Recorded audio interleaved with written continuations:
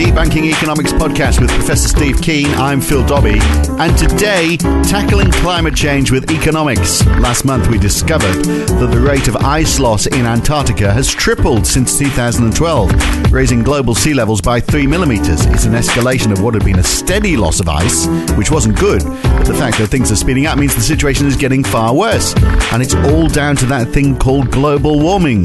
Now, you can deny that it's not man-made if you feel so compelled, but it's increasingly difficult to claim it's not happening. You'd have to be an idiot or Donald Trump to believe that. So is there an economic solution to the world's biggest problem? And I'm talking global warming there, not Donald Trump. We'll look at that today on the Debunking Economics podcast. Now, the sad thing is that report about ice loss, which came from research by NASA last month and the European Space Agency, got very little attention in the mainstream press. Perhaps we're tired of it, which obviously doesn't bode well for the planet. And of course, we have a president in the White House who believes that climate change is a hoax perpetrated by the Chinese for some unexplained ulterior motive. So how do we tackle the issue of economics, ignoring the impact of capitalism on the environment? And Steve, can we use our capitalist systems to help fix it, or at least reduce the impact of it? Well, this is again one of the areas where a whole, and I mean, the way economists think about how the economy operates has led to this particular lack of attention to what's I think will become an absolutely crucial issue in the next 10 to 15, 20 years, and that's that they don't see the role of energy at all in production.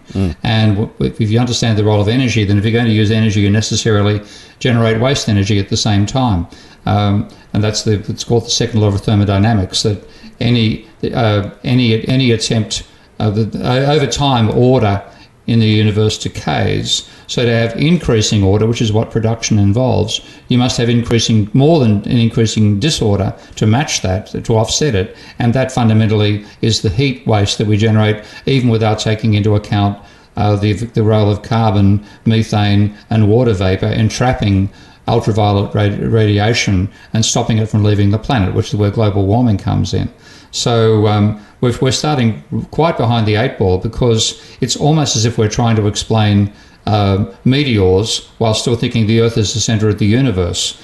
And it's very hard to explain it, because the heavens should be perfect in that theory, and the meteors therefore can't come from the heavens. No. So you're caught in this intellectual black hole. That's a bad expression to use, given I'm talking about Ptolemaic astronomy, but you're unable to even consider the problem.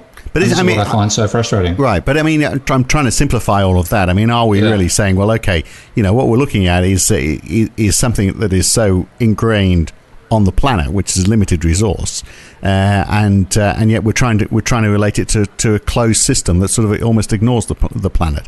So, for example, when companies pollute, they very often don't factor in the full cost of that pollution, which is why people start talking about trying to introduce carbon tax and that sort of thing. Yeah, but even with that particular front, if you actually included all the costs of producing anything, all profit would be negative, because of the second law of thermodynamics, if you look at production, which means increasing order out of take unordered raw materials, turn into ordered products, that has to be offset by an increase in disorder. And if you've made people pay for all the increase in disorder they created, they'd be making negative profits. So to me, there's no way around this issue. You simply have to say, well, you can't include all the costs of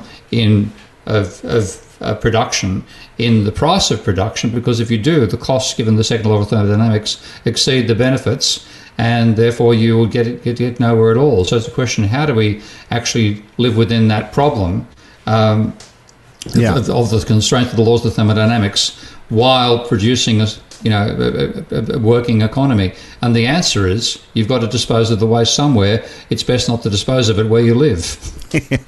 Exactly. Well, that's what there's lots of space in Australia. Maybe that could be used for that. But I mean, for a long time we were doing that. That's what we were doing. Yeah. Because all that space, why not?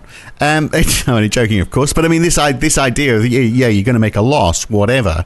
I mean, that again, you're looking at that simplistically. If companies are leaving the planet worse off as a result of what they're doing, then that's not. And I hate using that word equilibrium in your company, but in this ideal world, we'd be producing stuff and making a profit without affecting the planet. If we are making the planet worse off, then we can't keep on doing that forever. So it stands to reason that you're making a loss because you're destroying the planet. Yeah, but at the same time, the planet is an open system, so the planet is benefiting from energy from the sun coming from outer space, and that's why ecology. Why the ecology has existed so successfully for so long, because the planet itself had a processing system to handle the waste being generated by other components. So, for example, the fact that you and I are breathing is courtesy of the waste of cyanobacteria, because when the planet was first formed, the atmosphere was overwhelmingly carbon dioxide, and life processes where they began apparently occurred in anaerobic areas like the thermal ocean vents we now know about that generate hydrogen sulfide comes out and organisms can process that. The fact that we had this huge carbon dioxide atmosphere meant no aerobic processes could work, but then cyanobacteria developed, which have effectively they're not chlorophyll. I don't know if there's actually chlorophyll in their bacterial cells, but they had a capacity to take in carbon dioxide and use sunshine to take in the energy to let them split that, combine it with water, split it, produce oxygen as a waste product, and that waste product, what you and I now breathe. Yeah. So these feedbacks, and then everything at a biological level survived within that capacity of the planet to process the waste, and using the continuous supply of energy from outside the planet, from the sun. We come along with using what we didn't know at the time, which is effectively stored solar energy in coal and oil, and we have been adding that to the planet's own balance system. So if you look at the level of carbon dioxide the planet had prior to industrialization, it was about 280 parts per million. That's where the 280 number comes from. So 280 parts per million of the atmosphere is carbon dioxide, and that involved all the byproducts of you and I being oxygen breathing that expel carbon dioxide, animals expelling methane as well. That gave you a balance of the overall planet at that 280 mark. We have been adding a tiny amount to that over time, more than the planet itself is capable of reprocessing. So we've now gone from 280 parts per million to 400 parts per million. And that's been an exponential increase in the ratio over time. At the same time, the level of absorption of solar energy by carbon dioxide is a logarithmic thing. So an increase in the amount of carbon dioxide causes a logarithmic increase in the capture. Combine one logarithmic with an exponential, you get a straight line increase in the temperature of the planet. And that's what we're trapped in right now.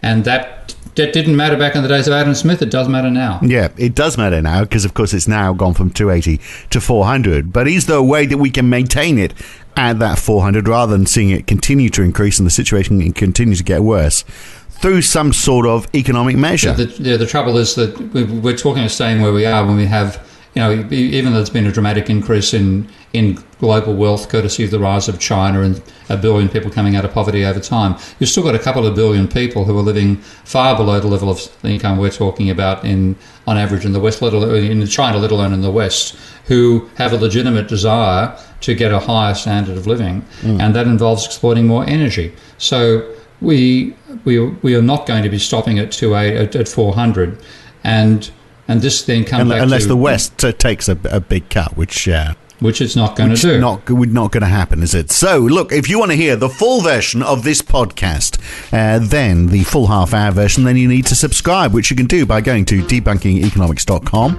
and choosing one of the subscription options in the right-hand column.